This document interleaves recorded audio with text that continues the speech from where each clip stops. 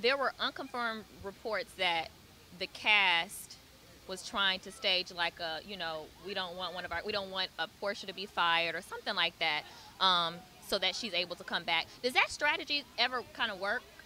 I heard about that. That's not true. Okay. Yeah. Okay. Because Yeah. there were other people saying that it wasn't true, but I was just thinking, Yeah, like, that's not true. and now you don't have any control over who comes back and who returns, or do you? You know, as the executive producer, I can give my opinion, but I don't have final say. No, not at all. That's a network decision. Do you think that the show needs some new blood, or do you? I always feel like in any show, every season, I feel like you need to bring on someone new to kind of, ruffle the feathers. You need a whole brand new perspective on what's happening in the mix. Every show needs new blood every season. I think watching Mob Wives this season, and their whole tagline was "New Blood," and that show has definitely done great in the ratings because of a whole new cast member or two. Yeah, I would love to tell a new woman's story and her perspective on what these women are. So yeah, I think it's healthy. Was that the intention? Because I was thinking of all the people that I saw cameo appearances. Was that the intention with Monique? Monique. Was that the intent there? Yeah, or? you always want to test people. You always want to test people. Monique was somebody who we approached seasons ago to be on the show, and she declined. And this season, Nene Leakes is her friend. They were always friends, but they were closer this season because Chuck was Greg's groomsman.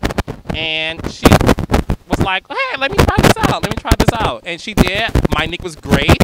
I loved her. She's so funny. I love Monique. But yeah, we try to bring new girls in the mix to see how they react. 'Cause I personally think that brings on for good television. Because again, you want to spice things up a bit. So yeah. Is there any chance? Do you think she connected with the audience, or do you think? Well, that's up to you. Let me ask you that. Did she connect to the audience? I have no opinion. I'm a bore. Sorry. I don't know.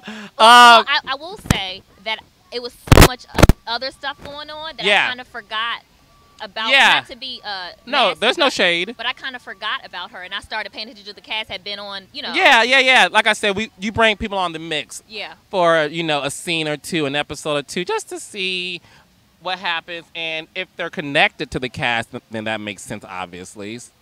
What is preventing or what do you think is the obstacle in terms of bringing like Marlo in full time? Because people either really love her or they really hate her, but people talk about her. She seems to I be love very Marlo. lively.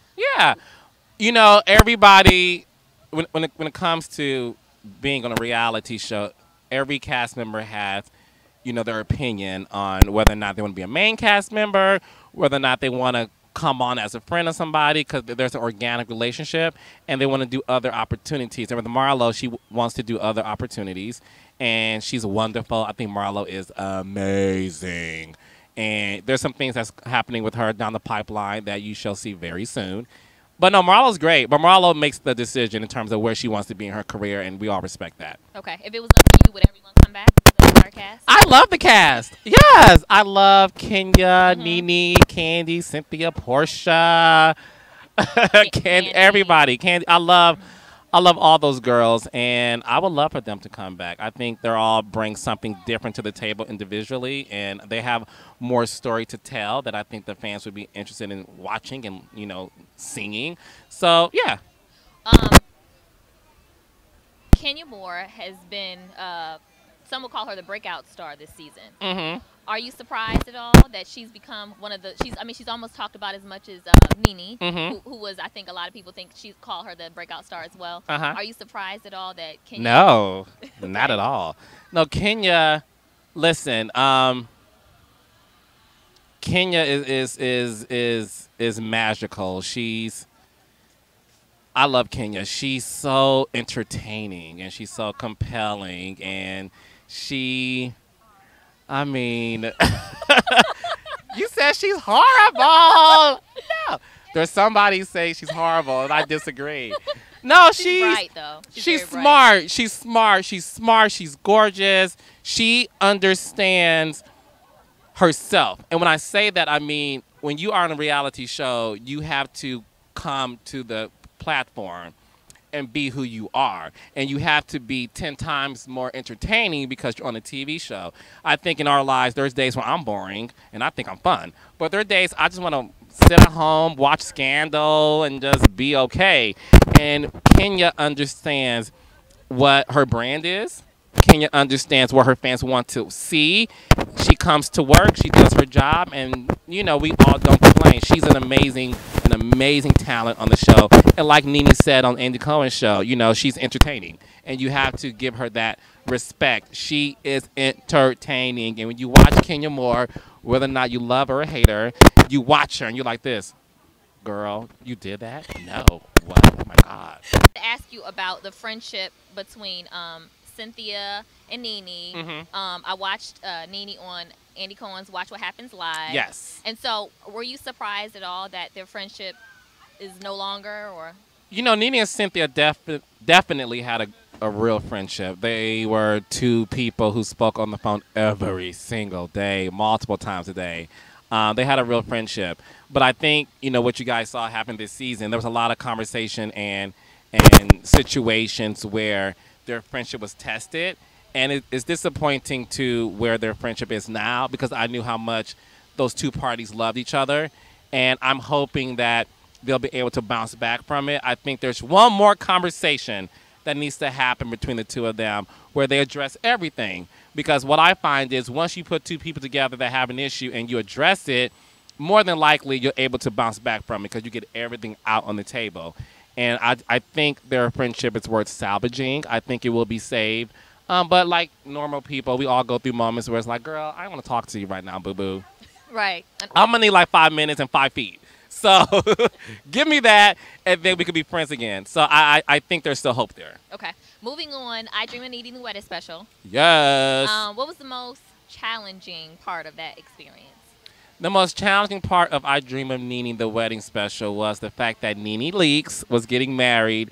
And like most women who are getting married, it was challenging to work with the situation in terms of the wedding planner and all of these things that were happening to her. And I felt so sorry for her because me and Nene have worked with each other since day one, since season 1 of Atlanta Housewives. So to see this woman go through all of this pain and trials and tribulations when it comes to just trying to walk down the aisle June 22nd of last year, it was challenging for me to really see her go through that and to tell that story because, she's the bride, soon to be bride. So she's like, I ain't filming today.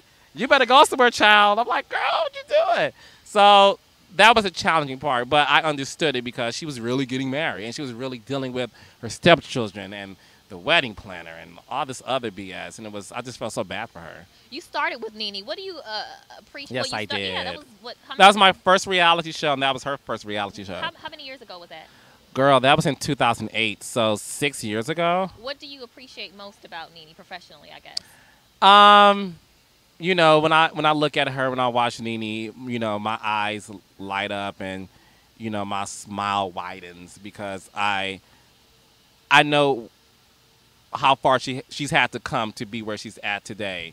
A lot of people can say what they want about Nene. She's somebody who definitely deserves the success she's receiving. She always wanted to be where she's at today and to be somebody who's in your early 40s and, to see the world is your oyster and to see her on Dancing with the Stars and then she was on Celebrity Apprentice and, the sky's the limit for her. So I'm somebody who met her 2008, first day of shooting, and I remember saying to her a week later, I said, oh my gosh, you're going to be a huge star. And she's like, you think so, Queen?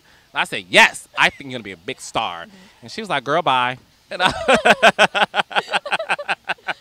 but no, I definitely saw that coming for her. And I even think there's days where she's pinched herself and she's like, can't believe this is happening to me. And I see a side of Nene that unfortunately most people don't.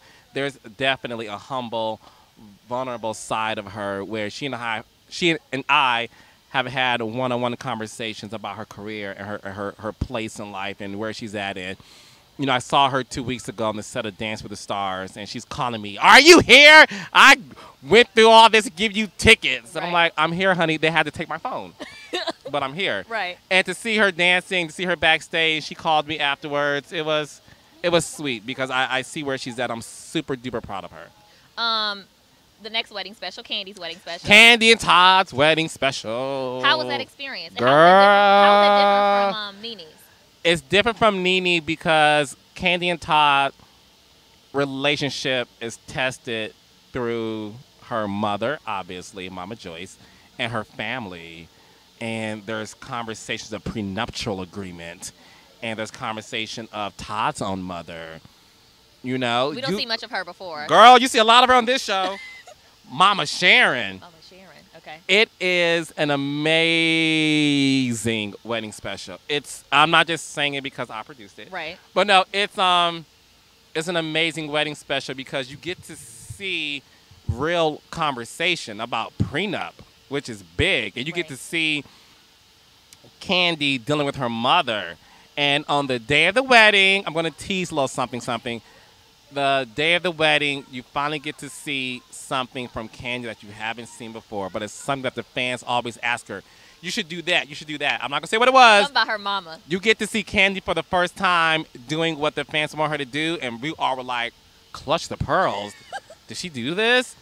So it's a real wedding. Okay. It's a real wedding. It's a Coming to America themed wedding.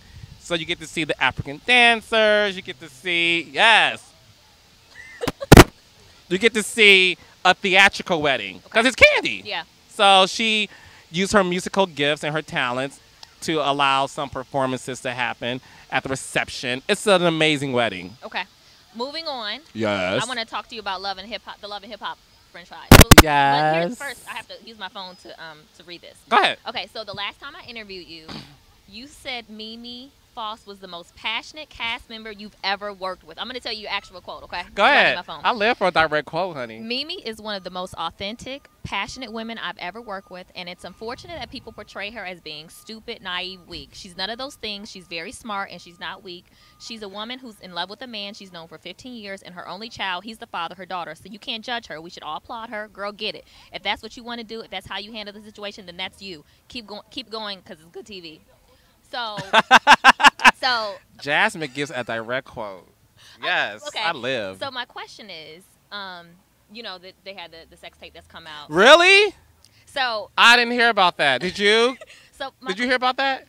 So okay. My question for you is, do you think that the whole sex tape thing, do you think she has the potential to maybe follow in the footsteps of somebody like, I mean, no one can be Kim Kardashian, and I'm not trying to there's say only one Kim Kardashian. There's only one Carlos. You get what I'm saying? So yes. I get that part, but do you think this has the potential to kind of help her brand or do that kind of thing? You know what?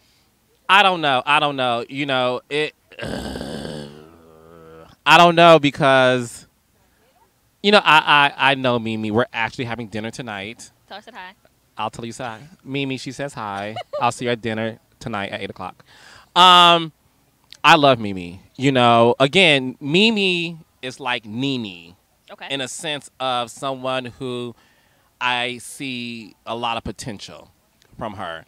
And this sex tape, she hasn't really spoken about it. She's done a little Instagram stuff like, if you don't pay my bills, don't say nothing. Yeah. Mm-hmm. And, you know, she's a strong girl. Do I think this sex tape is going to hurt her or help her? I really don't know. I've never in my career dealt with a cast member having a sex tape. I've dealt with other scandals. You have? Olivia Pope style. But I've never dealt with a cast member having a sex tape. Again, like you said, we saw what it did to Kim Kardashian's career. And, you know, she's with Kanye West on the cover of Vogue with Northwest. Mm-hmm.